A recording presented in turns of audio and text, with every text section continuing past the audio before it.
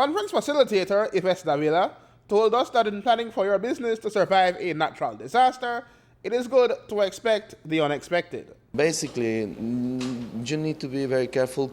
Business continuity is not for all the organization, it's for most critical processes.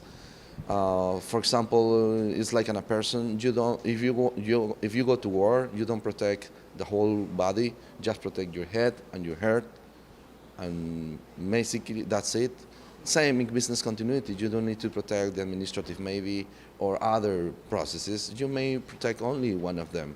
So with a little part of your business protected, you need to move to another alternate locations, because usually the disaster has an area which is affected, and you must be able to recover maybe outside that area. So your strategy recovery should be aware that you may not have access to any of the restricted area because of the disaster. But if you need to keep moving your business, you need to be ready to have something else outside that area of the disaster. David Gonzalez of fruit exporter Diverse Development in the South explained that it's not always a good idea to wait for outside assistance. When you talk about aid and relief from international sources or even local sources, it's mostly for the public and not for private sector.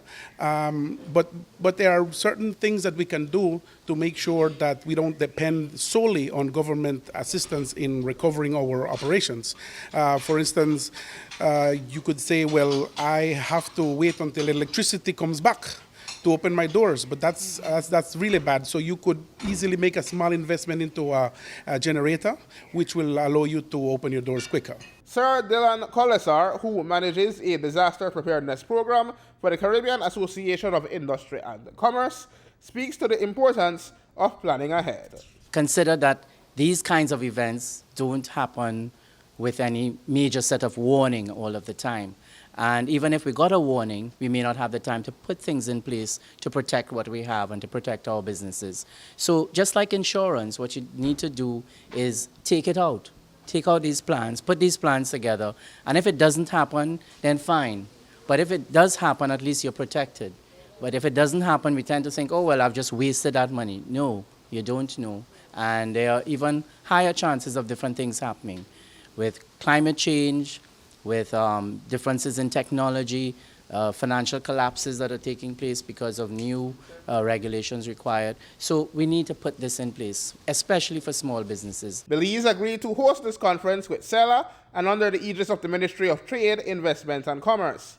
Beltrade's Shara Williams says businesses will have a greater idea of how to move forward without succumbing to uncertainty. We want all participants to take away from this the fact that, one, they have to identify risk factors, and two, that they have to put some kind of planning in place. What happens in the event, my business is faced with an adverse effect?